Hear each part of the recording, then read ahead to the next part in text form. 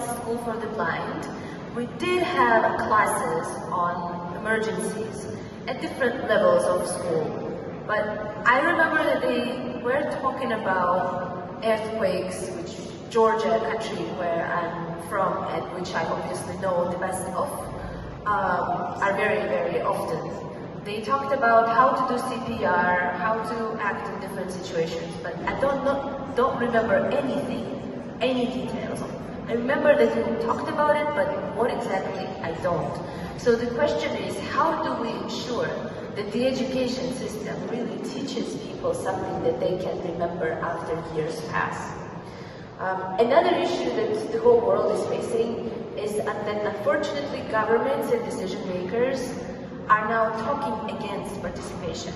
For instance, in Georgia, our parliamentary majority leader recently has said that they are planning to amend the legislation in a way so that the involvement of civil society organizations in decision making will not be mandatory anymore. Another person from elsewhere has said that this diversity, equity, and inclusion, so DEI, must die. And these obviously are barriers towards our participation in emergency preparedness and response.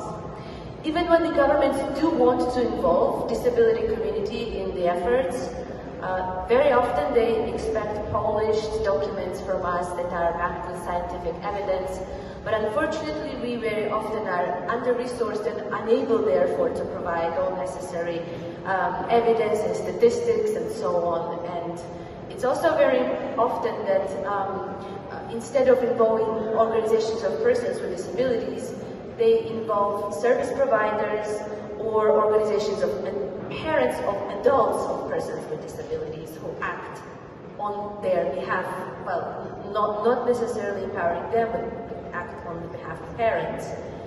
And or these organizations are put on an equal footing with OPDs who are less resourced, and we as OPDs are then overpowered. So learning how to involve persons with disabilities actually is learning how to involve regular citizens, which very often involves to sitting down with us and listening to our unrefined concerns and elaborating on solutions together and offering us, proposing some solutions that we provide input, whether they are feasible or not so much so. Also very, very often different international partners, development partners step in and provide the gap of lack of resource that OPDs have. For example, in Georgia, ASB, Arbeit der Samariterbund, has been coordinating involvement of OPDs in the design of our DRR, Disaster Risk Reduction Action Plan for 2017-2020. And they then helped and brought some of us to the table and decision-making place.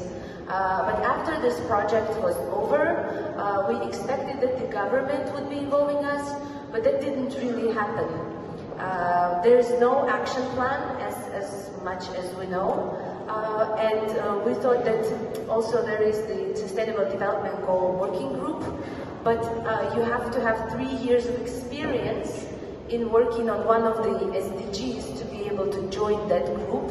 And as we are under-resourced organizations, we have to work on everything, and we cannot concentrate on, for example, SDGs. We have to work on everything that concerns disability. So what that entails is that most of us were not able to be involved in that group. And we thought that the UN CRPD Implementation Coordination Committee, so that's an intergovernmental committee, interministerial committee, which has a disability consultative mechanism, we thought that through that we would be able to engage in humanitarian response and disaster risk reduction activities, but that didn't happen either, unfortunately, due to various reasons which were aggravated by last fall's elections, which resulted in the civil society boycotting most of the basically cooperation with the government. So we were somehow excluded from that. And what I'm saying is that this is why it's important that governments pick up what we are doing and what the donors are doing. Another thing was that there was a research conducted by UK about Ukraine, and a lot of organizations tried to involve OPDs, asking them for contact information of persons with disabilities who needed assistance, but we're not providing these OPDs with resources so that they could do more work, because donors considered it to be costly, because these people had access needs, accessible transportation is more expensive. So that once again shows that we need to be receiving our share of power and competence. And also just please fund more academic exchange opportunities for disabled persons to participate and learn, study academically disaster risk reduction, humanitarian response. I think we are lacking, the community is lacking experts.